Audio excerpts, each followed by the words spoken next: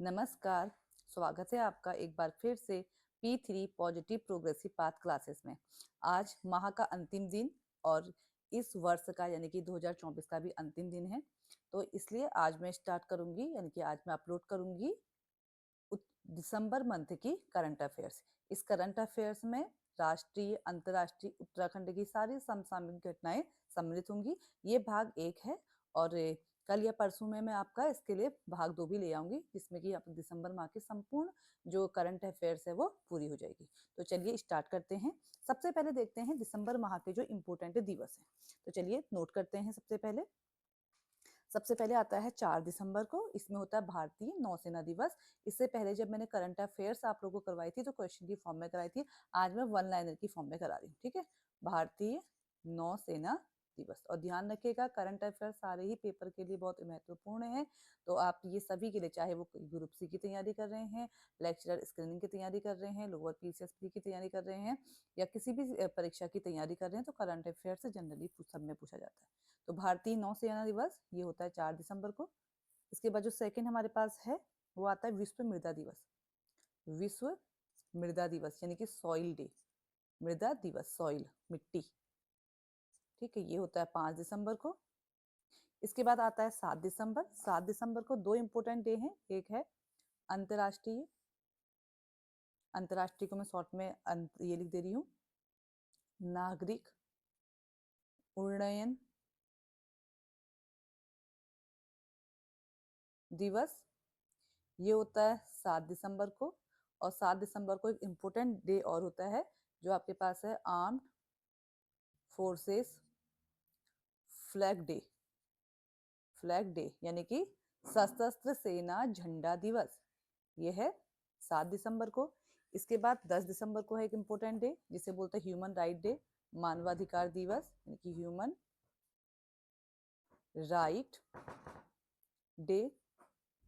ये होता है 10 दिसंबर को। अच्छा, 10 दिसंबर से पहले भी हमारे पास है 9 दिसंबर को भी एक इम्पोर्टेंट डे होता है, लिख लीजिएगा, international international anti corruption, international anti corruption day. ये है 9 दिसंबर को। ठीक है, अच्छा, सबसे फर्स्ट में भी एक दिवस छूट गया हमारे पास से, एड्स दिवस। ये है 1 दिसंबर को। ये कुछ इंपोर्टेंट दिवस है हमारे पास से दिसंबर माह के। लेकिन इसी में एक बहुत इंपोर्टेंट हमारे पास और है, जो है world meditation day. World meditation day. अब आप सोच रहे होंगे कि ये तो अभी तक हुआ नहीं है यार, देखा होगा आपने, अब तो हुआ नहीं है वर्ल्ड मेडिटेशन डे। ये होगा 21 दिसंबर को। ठीक है, और संयुक्त राष्ट्र महासभा ने इसे घोषित किया है कि प्रत्येक 21 दिसंबर को वर्ल्ड मेडिटेशन डे यानी कि विश्व ध्यान दिवस मनाया जाएगा। तो ये कुछ इंपोर्टेंट डे थे दिसंबर से रिलेटेड। अब बढ़ते हैं कुछ और करंट अफेयर से देखते हैं। देखिए, इसमें जो सेकंड है, पहले हमने इंपोर्टेंट डे पढ़ लिए हैं, सेकंड जो आपके पास है करंट अफेयर्स है वह भारत सरकार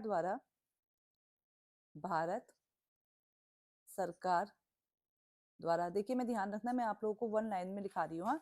भारत सरकार द्वारा एक बीमारी है स्नेक बाइट, स्नेक बाइट को नोटीफेबल डिजीज, नोटीफेबल डिजीज, DISEASE डिजीज यानी कि सूचनीय बीमारी, सूचनीय बीमारी,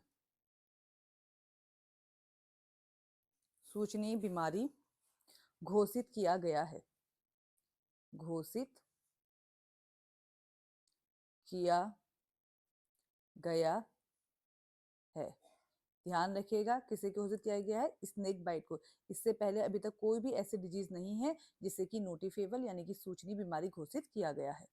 बढ़ते हैं नेक्स्ट करंट अफेयर की ओर।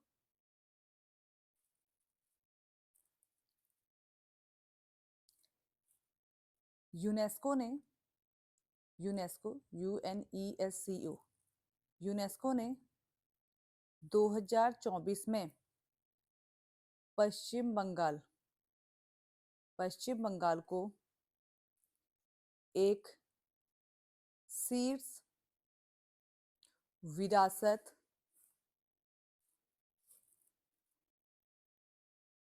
पर्यटन स्थल घोषित किया, स्थल घोषित किया किया। तो क्वेश्चन किसी भी तरीके से बन सकता है, जैसे किस अंतरराष्ट्रीय संगठन ने 2024 में पश्चिम बंगाल को एक शीर्ष विरासत पर्यटन स्थल घोषित किया? यूनेस्को ने। या यूनेस्को ने भारत के किसे शीर्ष विरासत पर्यटन स्थल घोषित किया है? तो पश्चिम बंगाल। तो इसलिए मैं वन लाइन में आपको लिखा रही हूँ, इसी एक ही लाइन से आपके पास से 2 या 3 क्वेश्चन बन जाएंगे। नेक्स्ट लिखेगा film fair OTT award. Film fair OTT award 2024, इसमें जो सर्वश्रेष्ठ अभिनेता हैं, सर्वश्रेष्ठ अभिनेता, ये है दिलजीत दोसांझ। और एक सर्वश्रेष्ठ अभिनेत्री का जो पुरस्कार मिला है वो मिला है करीना कपूर खान, या करीना कपूर भी आप लोग लिख लीजिए, ठीक है। अब देखिए हाल ही में आंध्र प्रदेश सरकार ने क्या किया है, न्यायिक अधिकारियों की जो सेवानिवृत्ति की आयु है वो बढ़ाकर 60 वर्ष कर दी है। तो लिख लेना आंध्र प्रदेश ने, या आंध्र प्रदेश सरकार द्वारा, आंध्र प्रदेश सरकार द्वारा न्यायिक अधिकारियों की सेवा निवृत्ति यानी कि रिटायरमेंट एज, आयु बढ़ाकर 61 यानी कि 61 वर्ष कर दी है। नेक्स्ट इंपोर्टेंट क्वेश्चन है उबर। जैसे कि आप सबको पता, आप नाम सुना होगा ना उबर, जैसे ओला होती है जिससे कि हम क्या करते हैं ऑनलाइन टैक्सी वगैरह बुक करते हैं, वैसे उबर भी हम आपके पास है। उबर ने किस शहर में भारत की पहली जल परिवहन सेवा शुरू की? लिखना उबर ने किस शहर में भारत की जल परिवहन सेवा शुरू की? तो इसका जो राइट आंसर है लिखिएगा श्रीनगर,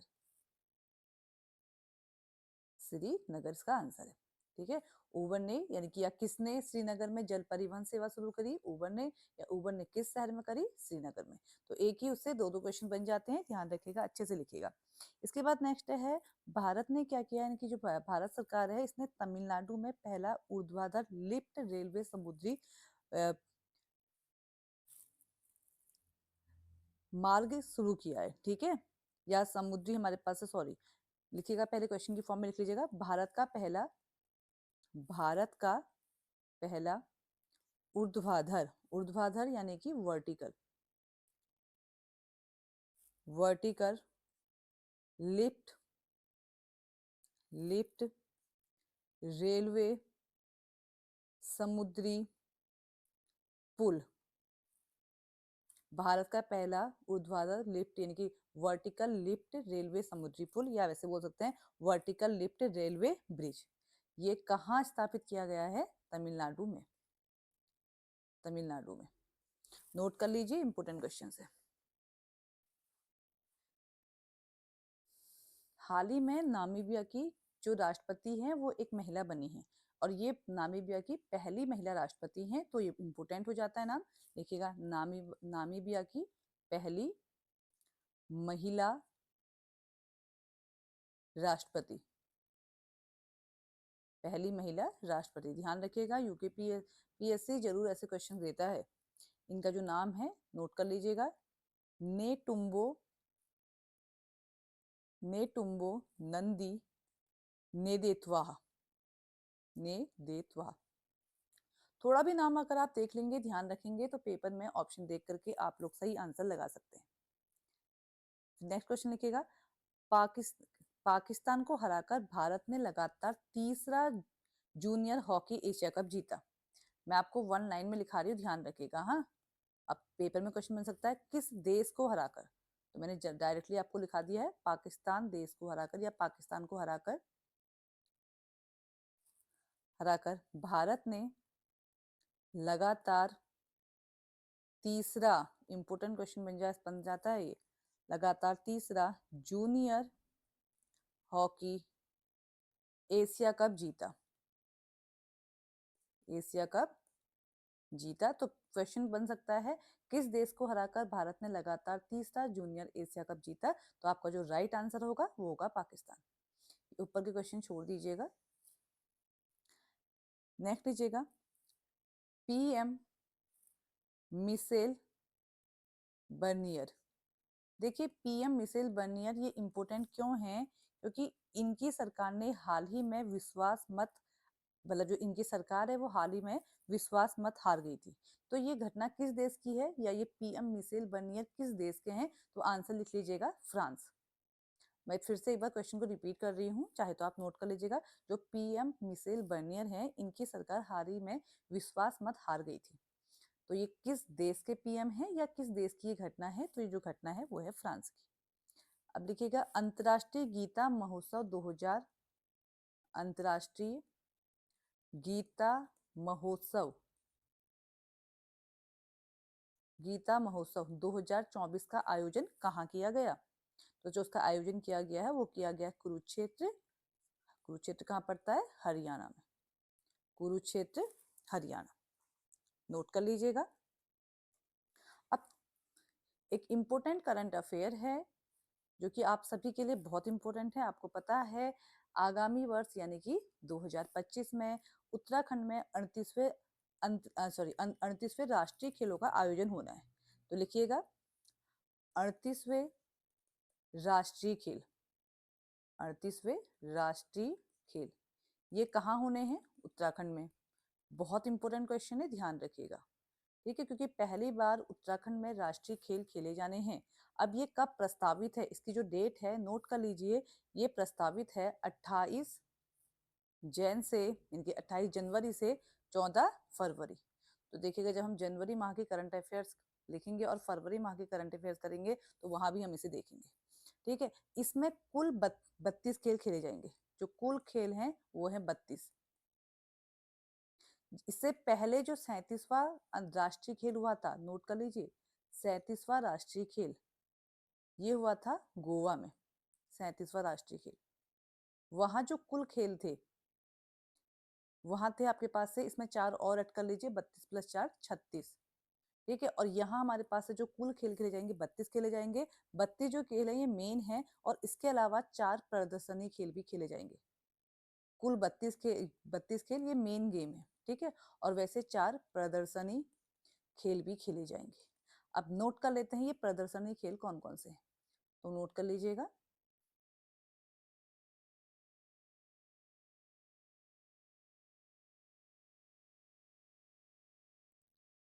ये जो 4 प्रदर्शनी खेल हैं इनमें एक है योगासन,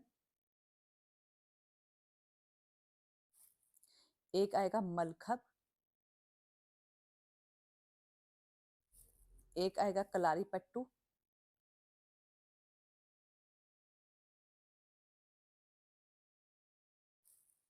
एक खेल है राफ्टिंग। तो 4 हमारे पास से प्रदर्शनी खेल थे, ये वही 4 प्रदर्शनी खेल मैंने आपको लिखा दिए, ठीक है। जो हमारे पास इसकी टैगलाइन है, किसकी टैगलाइन, 38वें राष्ट्रीय खेल की, जो कि उत्तराखंड में खेले जा रहे हैं। इसकी टैगलाइन है संकल्प से शिखर तक। देखिए बहुत इंपॉर्टेंट है 38वां अंतर्राष्ट्रीय खेल, क्योंकि पहली बार हमारे राज्य में खेले जा रहे हैं, तो ये हर पेपर के लिए इंपॉर्टेंट है, कुछ भी क्वेश्चन बन सकता है। संकल्प से शिखर तक, ठीक है। इसका जो हमारे पास है लोगो है, लोगो हमारे पास क्या है, सूर्य है, सूर्य के बीच में हिमालय, देखिएगा सूर्य के बीच में हिमालय, बीच में हिमालय, तथा हमारा जो राज्य पक्षी है वो क्या है, मोनाल, तो मोनाल के पंख लगे, तथा मोनाल के पंख लगे। मूनाल के पंख लगे हैं। ठीक है, और जो मसाल है, हमारा राज्य पुष्प क्या है? ब्रह्म कमल। तो लिखिएगा ब्रह्म कमल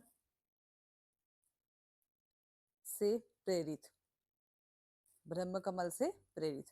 और जो जर्सी है, यानी कि जो खिलाड़ी होंगे, वो हमारे पास से क्या पहनेंगे? सफेद और नीले रंग की जर्सी, सफेद और नीले रंग की जर्सी, जिसमें राष्ट्रीय खेल का लोगो होगा, जिसमें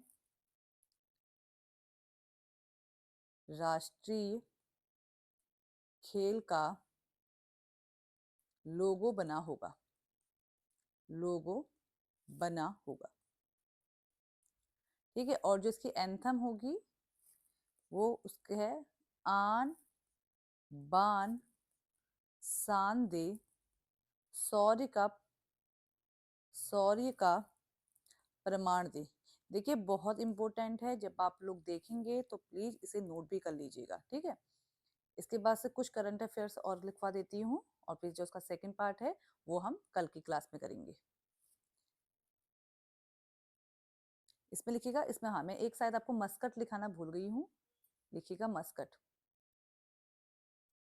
ठीक है, जो हमारे पास अंतरराष्ट्रीय सॉरी राष्ट्रीय जो खेल हैं 38वें नंबर के, इसमें जो मस्कट है, मस्कट,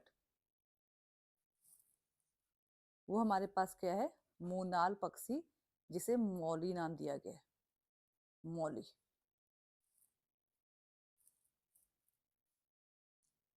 ठीक है, अब नेक्स्ट क्वेश्चन लिखिएगा। एक नाम है, इंपोर्टेंट नाम, डॉक्टर सुशीला कोटनाला। ये बहुत बार आता है कि इनका संबंध कहाँ से है या ये किससे संबंधित है। देखिए जो डॉक्टर सुशीला कोटनाला हैं, ये नेपाल के त्रिभुवन विश्वविद्यालय द्वारा इन्हें सम्मानित किया गया है। लिखना डॉक्टर सुशील कोटनाला, ये वैसे जनरली टिहरी के हैं, चाहे तो आप नोट कर लीजिए। इन्हें नेपाल के त्रिभुवन विश्वविद्यालय, त्रिभुवन विश्वविद्यालय द्वारा सम्मानित किया गया है, किया गया है। एक नाम और आता है जो है अमीषा चौहान का, अमीषा चौहान, अमीषा चौहान का। ये हमारे पास है स्कीइंग, यानी कि याद बोल सकते हो कि पर्वतारोही के लिए जाने जाती हैं। ये अभी इम्पोर्टेंट क्यों है? ये 14 जनवरी 2025 को, नोट कर लीजिएगा, 14 जनवरी 2025 को यूरोप के स्लोवाकिया, स्लोवाकिया में आयोजित होने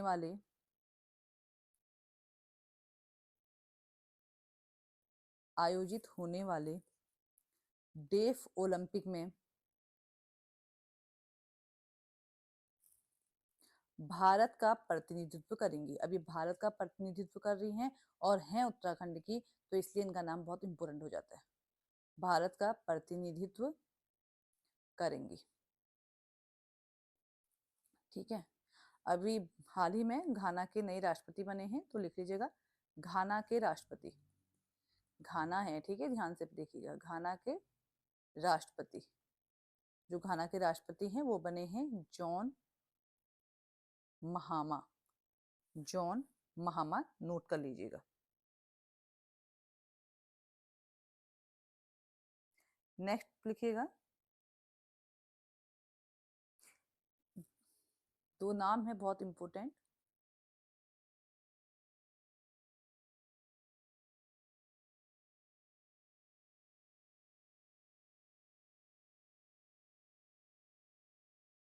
लिखिएगा। एक है विष्णु सेमवाल, विष्णु सेमवाल, और एक नाम है सबिता कंसवाल, सबिता कंसवाल, कंसवाल। देखिए दोनों हमारे पास से उत्तराखंड के पर्वतारोही हैं। इन्हें फाउंडेशन ऑफ इंडिया की ओर से मुरादाबाद में अंतर्राष्ट्रीय पर्वत दिवस के उपलक्ष्य में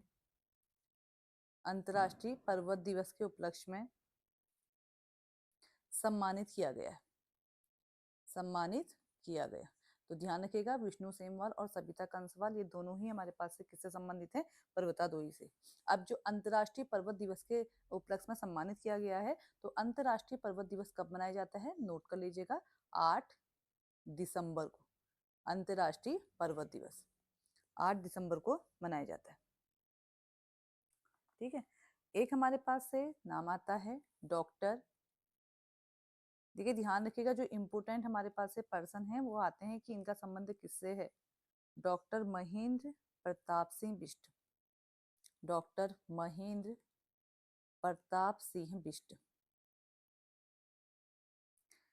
ठीक है। ये जनरली हमारे पास है गढ़वाल जो यूनिवर्सिटी है वहाँ के भूविज्ञान के विभागाध्यक्ष हैं। इन्हें Indian society of remote sensing की ओर से, लिख लीजिएगा, इन्हें Indian society of remote sensing की ओर से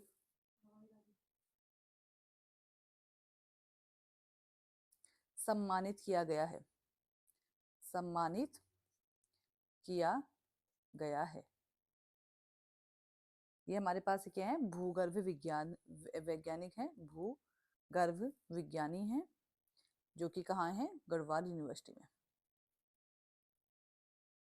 ठीक है, नोट कर लीजिएगा। एक लास्ट क्वेश्चन आज का लिख लीजिए। पृथ्वी के 7 महाद्वीपों, वैसे जनरली आपको पता ही होगा कि हमारे पास से 7 महाद्वीप हैं। 7 महाद्वीपों की सबसे ऊंची चोटियों पर चढ़ने वाली दुनिया की सबसे कम उम्र की महिला। लिखिएगा, पृथ्वी के 7 महाद्वीपों, आप लोगों से कंप्लीट कर लीजिएगा, कि 7 सबसे ऊंची चोटियों पर, सबसे ऊंची चोटियों पर चढ़ने वाली दुनिया की सबसे कम उम्र की महिला। कम उम्र की महिला, इनका नाम है काम्या